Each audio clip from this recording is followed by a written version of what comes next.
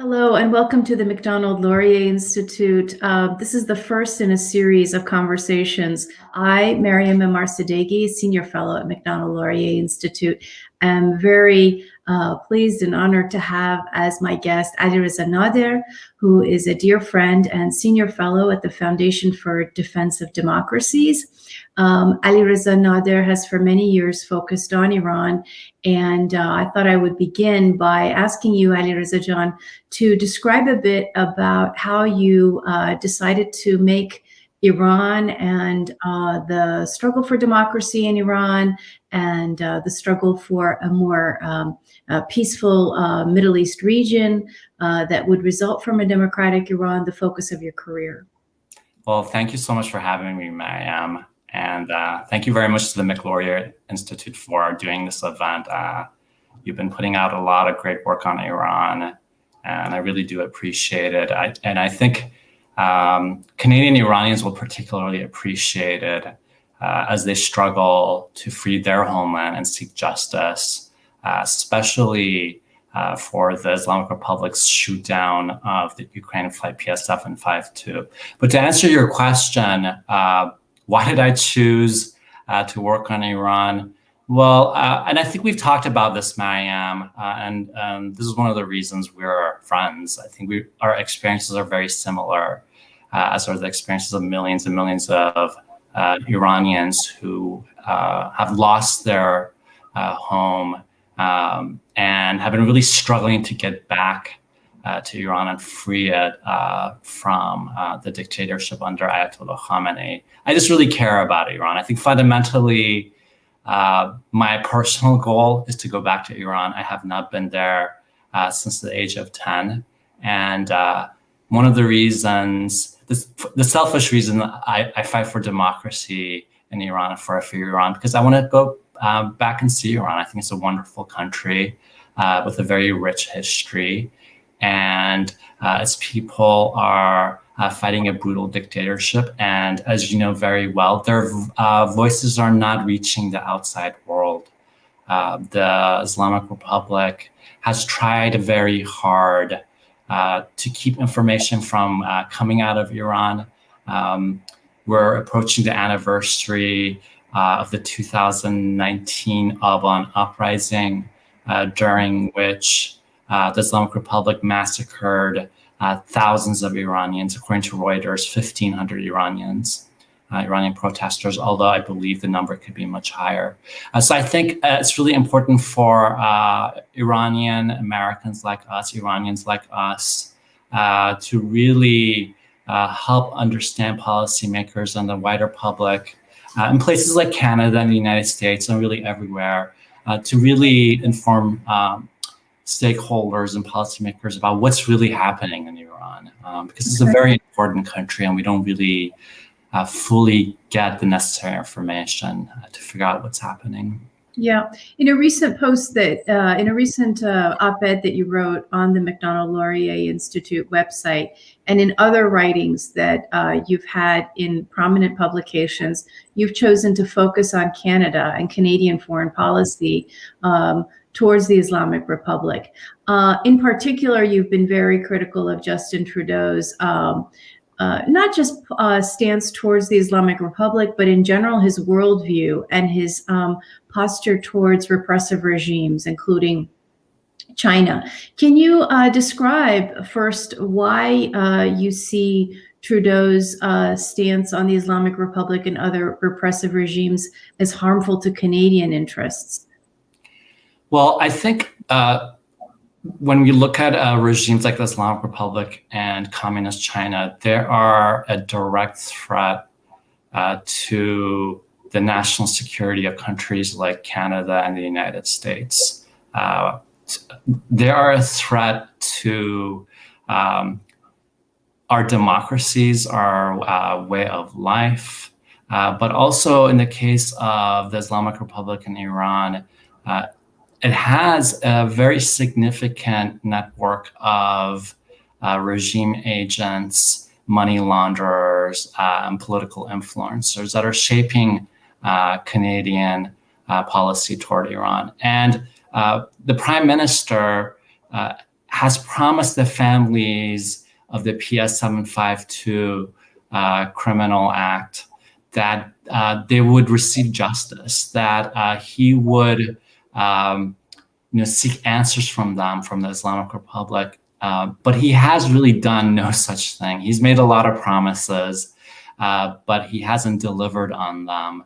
He hasn't targeted the regimes that work in Canada. He has not designated the Revolutionary Guards in Iran as a terrorist organization. And without having these sort of pressures, Canada has no leverage over the regime in Iran. And I think it's important for Trudeau to deliver on his promise. What would it achieve to designate the Islamic Revolutionary Guard Corps, the IRGC, as a terrorist entity? What would Canada gain by doing that? Well, first and foremost, it would send a very clear message to the regime in Iran that Canada is serious about seeking answers to PS 752. The regime has not provided any transparency about this criminal act. Nobody has been held to account, and Canada and the international community have to do much more. By designating the Revolutionary Guards also, it allows Canadian law enforcement, like CSIS, to really go after the regime's assets and people in Canada. I've done some field work in Canada. I've had many activists tell me that they are afraid that they're going to be targeted in Canada, and the Canadian government hasn't done very much. And I think that's really unacceptable for a democracy like Canada to accept this sort of behavior, to allow the regime to launder billions of money into Canada and pretend that just pure engagement and diplomacy and a soft approach to the Islamic Republic will protect Canadian national security and provide justice to the families of PS 752. What is it that you think Trudeau and people who agree with Trudeau don't understand about these regimes? There is a naivete that you seem to point to in that way of thinking. What is it that they don't understand that they should? Well, Trudeau has in the past expressed admiration for authoritarian regimes. He praised Fidel Castro despite that brutal regime's record of human rights abuses in Cuba. And for a progressive like Trudeau, who states that he cares about these issues, for example, gay rights, if he really does care about gay rights and thinks gay rights are a universal issue, then that should apply to Iran as well. Not only has Trudeau praised authoritarian regimes, he has blamed the United States for the conflict between Iran and the US. And I think it's a very simplistic interpretation. When PS 752 was shot down, he said it was due to regional tensions, and that is just not accurate. That was an intentional act by the regime to shoot that plane, and the US bears no responsibility for that. Yeah, and even going back much further in history, Zahra Kazemi, a Canadian Iranian photographer, was tortured and killed in custody by the regime. Can you say a bit about that and how that should have altered foreign policy from the Canadian government more than it did? Yes, her death in an Iranian jail was just gruesome. She was tortured and beaten. And I think, that Canada and the United States' failure to punish the regime for abusing and killing and taking hostage Canadian Iranians and Iranian Americans really, I think, that set up a pattern starting at that time for the regime to get away with this sort of activity. And foreign governments, especially democracies, have to make sure their citizens are protected and their consequences for their citizens being killed. The Canadian government traditionally, especially under Trudeau, has really prioritized investments and trade with Iran more than anything. And I really do believe that ultimately Trudeau is not just motivated by the Biden administration's policies toward Iran, but he's really waiting for sanctions to be lifted so Canadian companies can go and do business in Iran. And I think that's one of the issues or critiques I and a lot of other people have of the Trudeau government, that they prioritize making money with really an evil regime like that of Iran, and you can arguably say communist China, while paying lip service to universal human rights. So that makes really everybody cynical. Right. Isn't that ironic that the politicians in the West who have the progressive worldview, as you mentioned, gay rights, women's rights, labor rights, respect for minority rights, and the persecution of people based on their identity. It is those very politicians, political groups, campus groups who are much more tolerant, if not even respectful, towards the Communist Party in China, towards the Islamic Republic. I wonder if we can just talk a little bit about historically why you think that's come to happen in democracies, and how does it threaten the democracies themselves in the free world, in the West and other parts of the world that are already democratic? How does that so-called progressive worldview threaten democracy at home?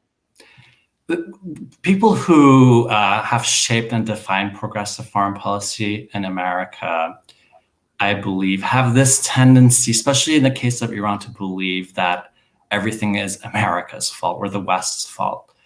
And of course, the United States and European countries and Canada are to blame for some things. They made mistakes in Iran and the Middle East as well.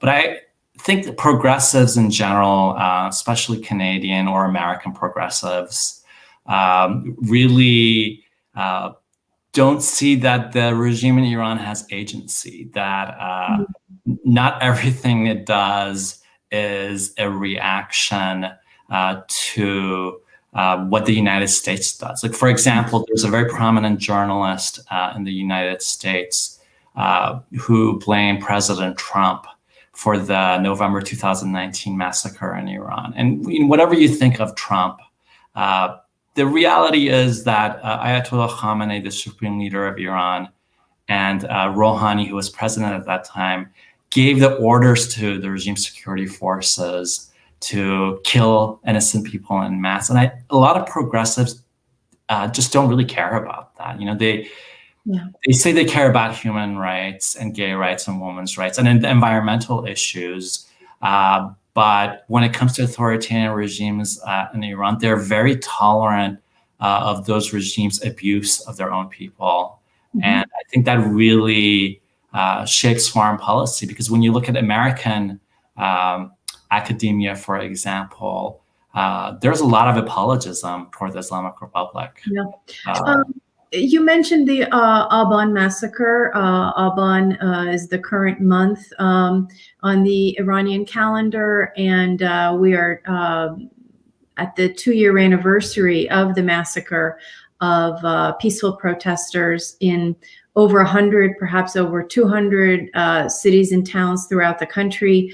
The Aban uprising was a part of a series of protests that really galvanized the entire country against the regime, with slogans that were unmistakably for peaceful overthrow and transition to democracy.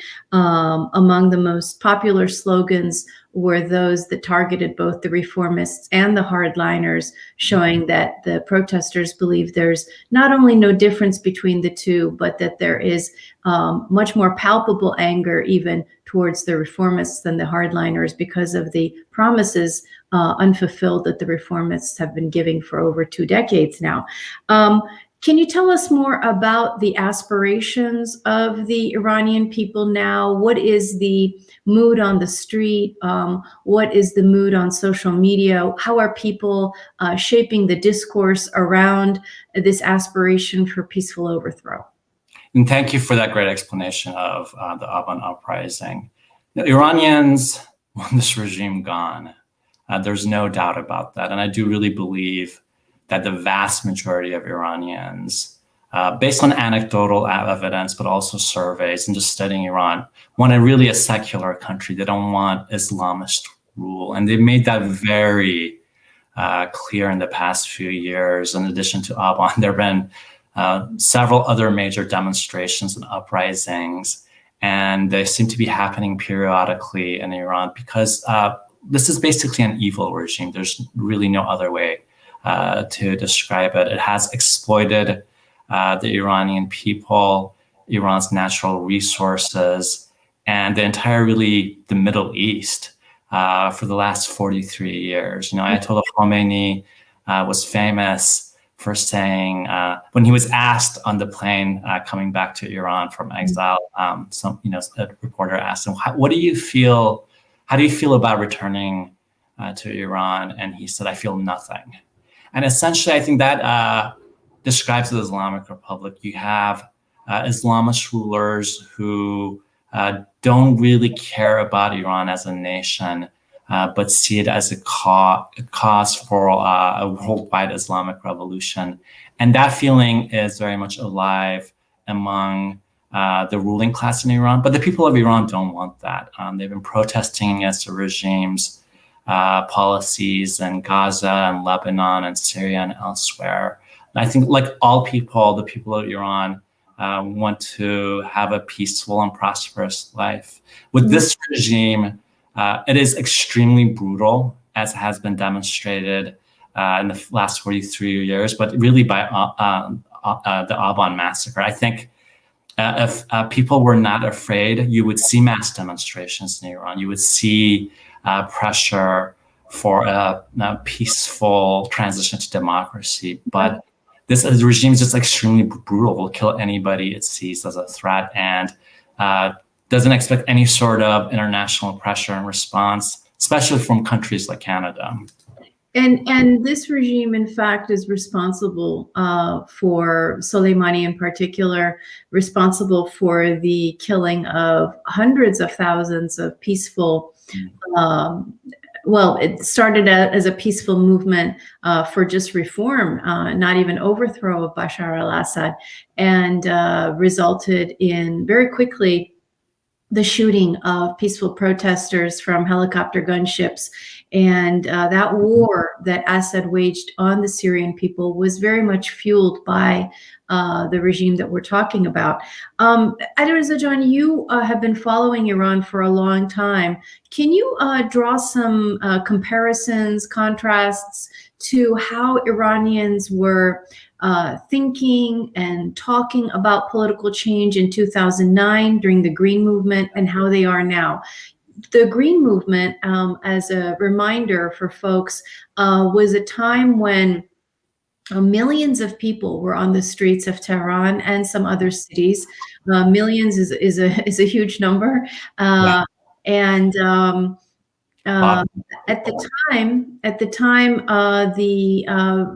the election was called for Mahmoud Ahmadinejad, and some people had chosen to vote in that election supporting Mousavi and Karoubi. But the movement on the streets, the people on the streets were all kinds of Iranians. Some had chosen to vote and were clearly supporters of Mousavi and Karoubi. Some hadn't voted at all. Some hadn't voted in any of the regime's elections. But these slogans very quickly became against the entirety of the regime for wholesale overthrow, death to the dictator. Can you, and one of the slogans that continues to be very popular, no to Gaza, no to Lebanon, my life for Iran, meaning no, we don't support the regime's funneling of funds and support to Hamas and others in Gaza or in Lebanon, Hezbollah, but rather we support our Iranian nation, and we don't want the regime to be backing these killers. That slogan has continued and been very consistent over the last 10 years. But can you describe, in your own view, having closely monitored the civic discourse, the political demands, how things have evolved, both for the better and the worse, if there is the worse also? The most important development in the last 10 years plus, since 2009 especially, has been the breaking of this myth, both in Iran and the United States and the West, that the Islamic Republic can be reformed, that it can moderate. This is an absolute theocracy ruled by a dictator who believes he has a mandate from God, and he's backed by a vast security and military force. That's the reality of Iran. Iranians have realized since 2009 especially that this regime is not going to be reformed, that the reformists and so-called moderates like Rouhani are very much a fabric of this regime. They're the foundations of this regime, that there are no moderates in this regime, and that really the only way Iran can be saved. And, Iran is a dying country. If you look at its environmental condition and water shortages, it is dying and it has to be saved. But the only way to save Iran is to get rid of this regime. And because it is a heavily armed regime, peaceful protests, labor strikes, teacher strikes, you name it, have been the primary method that the people of Iran have been fighting this regime. Yeah. But without international support, I think it would be very hard to really see a transition to democracy in Iran. Can you say more about that? What international support do you think is required? The main problem with democratization in Iran is the nuclear issue. The West has really prioritized the nuclear issue at the expense of everything else happening in Iran, and I would argue a lot of things happening in the Middle East. So as long as Washington and Ottawa are willing to ignore the crimes against humanity in Iran for the sake of achieving a nuclear agreement or going back into the nuclear agreement that is on its deathbed, I think it will be very difficult to see democracy come to Iran. I think once the nuclear issue, and who knows if it'll ever be resolved, but as long as the nuclear issue, I think, is a priority, the people of Iran are trapped in this massive prison run by the Islamic Republic. I think even moral support is important. For example, in 2009, as you mentioned, Iranians were crying out for President Obama to come to their aid. In Persian, they were saying, "Is he with us or with them?" And really, Obama threw them under the bus because of the nuclear agreement. Surprisingly, actually, Ben Rhodes, someone who's really responsible for that policy, said he regrets it and he thinks Obama regrets it. But of course, I think the United States and the West missed a crucial chance in 2009 and since then to come to the help of the Iranian people, because as long as this regime is in power, I don't think the nuclear issue is going to be resolved. The threat of conflict in the Middle East will not go away. The regime is the main problem in Iran, not just the nuclear program. Yeah, the Biden and Trudeau policies towards Iran right now are a repeat of the Obama posture. So I'm not sure how much I can believe the regrets that Obama, Hillary, Ben Rhodes, others have expressed. But so you mentioned— I believe in them too, but politicians say things to make themselves look good. He was doing that interview with Masih Alinejad, and she put him on the spot. So yeah. At least there's lip service now to the idea that it was wrong to abandon protesters when they were out on the streets and when it was clear that their aspiration was for democracy. So you've mentioned the listing of the IRGC, you've mentioned moral support, you've mentioned people in Iran who strike from various sectors. One demand has been to support the strikers more through a labor strike fund. The Foundation for Defense of Democracies, where you're a senior fellow, has called for other policy changes to support the people. If you want, maybe talk a bit about that, and then we can move to one last question. The policy, I think, that will be more effective than anything is maximum support for the Iranian people. And by that, I mean not just imposing sanctions on Iran and expecting these issues to go away, but supporting the Iranian people's aspirations for democracy. And the US and Canada can do a lot in this manner by supporting democratization programs and civil society programs in Iran. But that has really been on the wane. And, until that support is coming, I think the people of Iran, what I sense, there's a general psychology that as long as the West or the rest of the world supports this regime, nothing will change in Iran. And so why should they rise up and be massacred in the streets while the Biden and Trudeau administration are waiting to do business with Iran? But in terms of, you asked about, for example, labor strikes. Yes, we have proposed a fund to help labor strikers in Iran. As you very well know, the Solidarity movement, a labor movement, which was a labor movement in Poland, was crucial to ending communism in Eastern Europe and then the Soviet Union. And Iran has been experiencing massive nationwide labor strikes for years now. Even a few months ago, there were massive strikes trying to really pressure the regime to treat laborers better. And as you said, left of center forces in the Western world, progressive forces in the world have really ignored the struggle. They've ignored the labor struggle in Iran. That's one thing they should really care about, their fellow laborers and workers. One last question, Alireza Jan.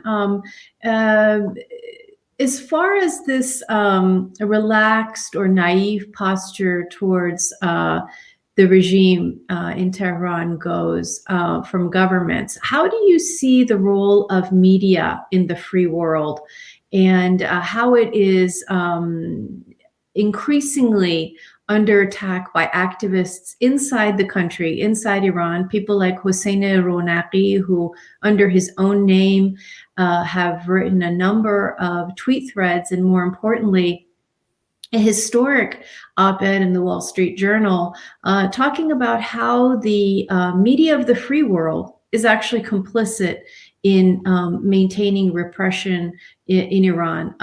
Can you talk a bit about how you see journalists in the free world as having the responsibility to do much better than they are? Hossein Ronaqi, as you said, is an activist inside Iran, and he wrote a brilliant op-ed in the Wall Street Journal that I recommend everybody read, describing how apologists in the United States and the West in general have been trying to keep information from coming from inside Iran to the outside world, especially, for example, the Aban massacre. Much of the world knows nothing about what happened in Iran. It's really a historic event. And I really do, it's not that I just feel like I've seen it with my own eyes after having worked in Washington, D.C. for so many years. There was a very concentrated or concerted effort by pro-JCPOA forces with the Obama administration working closely with them to shape the narrative on the Iran issue. And people who disagreed with the Obama administration's policies on Iran, on appeasing the Islamic Republic, were often called warmongers. This charge was led by a couple of groups that are suspected of lobbying for the Islamic Republic in Washington, D.C. And they have a network of media supporters and journalists who are particularly close to the former foreign minister of Iran, Mohammad Javad Zarif. That network is still quite active. It has been weakened, but it's still trying to push for U.S. reentry into JCPOA and U.S. policies and Canadian policies favorable toward the Islamic Republic. I think one of the ways this regime will be greatly weakened is if it doesn't have an information monopoly in Iran. And I think that has already happened. Social media has done a lot to let us know what's happening in Iran. I remember in 2017, during the uprising of that year, social media played a very crucial role in my understanding of what was happening inside Iran, because people were videotaping events with their cell phones and sending it abroad. But also there are a lot of Persian language broadcasts like Iran International, Manitou TV, that are really informing Iranians about what's happening in the world and in their country. But also I think Iranian activists abroad are doing a pretty good job informing policymakers as well. Once the regime's information monopoly is broken and the JCPOA network's monopoly on information is broken, I think we could see some significant changes in Iran. It's happening bit by bit, but not really fast enough, in my opinion. Yeah. I used to travel back to Iran until 2005 when I became more active on the human rights democracy front. I went back to Iran 6 times between 1990 and 2005. And even from the first of those trips, or perhaps especially the first of those trips, it was right after the Iran-Iraq war ended, I was consistently met by people wanting to talk about how much they detest the regime. Yes. And this is a very long-term aspiration for democracy on the part of the people of Iran. And it's been a long time that they know that this is a totalitarian regime that is, of course, repressing them and is also very corrupt. But as you described so well, Alireza John, things have evolved in terms of their access to communication and their ability to convey their thoughts and aspirations to the outside world. And as I mentioned, the op-ed by Hossein Ronaqi is the most exemplary display of that, at least in recent times. And thank you so much for being with us, Alireza John, and thank you all for watching this Macdonald-Laurier Institute discussion. I'm Mariam Memarsadeghi, was really happy to have you with us. Alireza Nader, thank you again for joining us. And thank you for all the great work you do and your organization does.